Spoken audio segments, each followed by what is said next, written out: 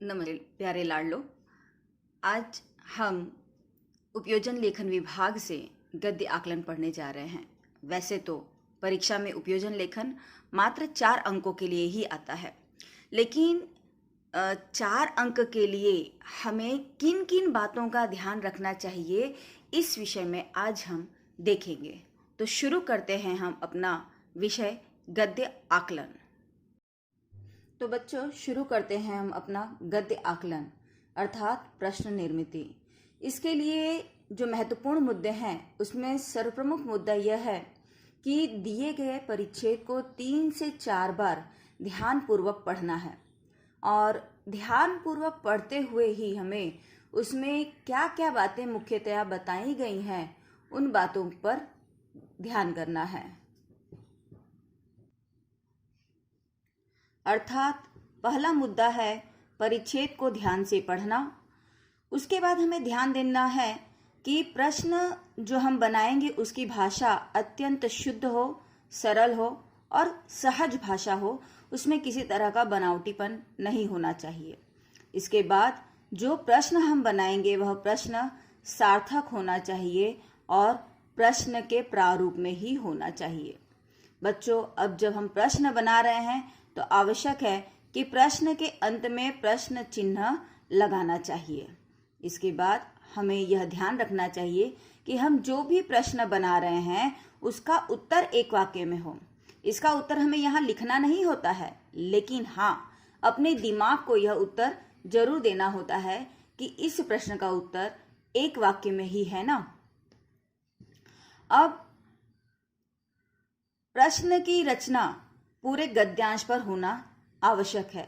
ऐसा नहीं होना चाहिए कि हमने आरंभिक 2 लाइन से या 3 लाइन से ही प्रश्न बना करके दे दिया है और बाकी के परिच्छेद को यूं ही छोड़ दिया है। नहीं, इसके विपरीत हमें पूरा जो परिच्छेद है उस परिच्छेद के विभिन्न क्षेत्रों से अलग अलग प्रश्न बनाना चाहिए और ध्यान रखना चाहिए कि हमारा यह प्रश्न पूरे परिच्छेद से तैयार हो।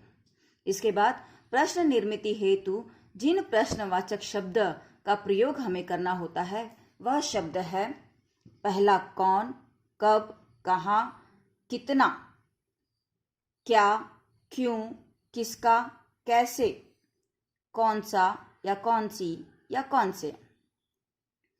बच्चों, यहाँ पर हमें देखना है कि कौन, कब, कहाँ और कितना, यह जो शब्द हैं इनसे जो प्रश्न बनेगा वह प्रश्न एक शब्द में ही बनेगा।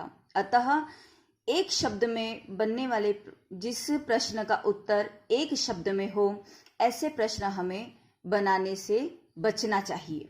तो इसलिए कौन, कब, कहाँ और कितना शब्द को लेकर हम यहाँ प्रश्न नहीं बनाएंगे। इसी तरह से हमें यह भी ध्यान रखना चाहिए कि प्रश्न का उत्तर जैसे एक शब्द में नहीं होने चाहिए, वैसे ही प्रश्न का उत्तर विस्तार से यानी 2 से 3 वाक्यों में या उससे भी अधिक बड़ा नहीं होना चाहिए। तो बच्चों, ध्यान देना है कि गद्य आकलन में हमें इन मुद्दों को ध्यान में रखकर जब हम अपने प्रश्न बनाएंगे तो प्रश्न हमारा एकदम सही होगा, सार्थक होगा और 4 अंक बिना किसी प्रयास के, एक बार हमने यह कोशिश कर ली है, एक बार हमने प्रश्न किस तरह बनाना है या सीख लिया है, तो फिर हमें कोई दिक्कत नहीं होनी है।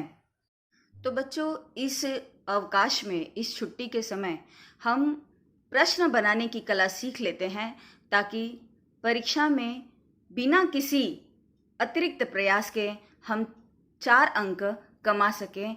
कक्षा 9वीं में भी, कक्षा 10वीं में भी, कक्षा 8वीं में भी इस तरह का प्रश्न हमें आता है। तो एक बार प्रयास और कई बार इसका अंक पाने की जो कला है यह हम सीख लेते हैं, तो यह हमारे लिए अत्यंत लाभप्रद है।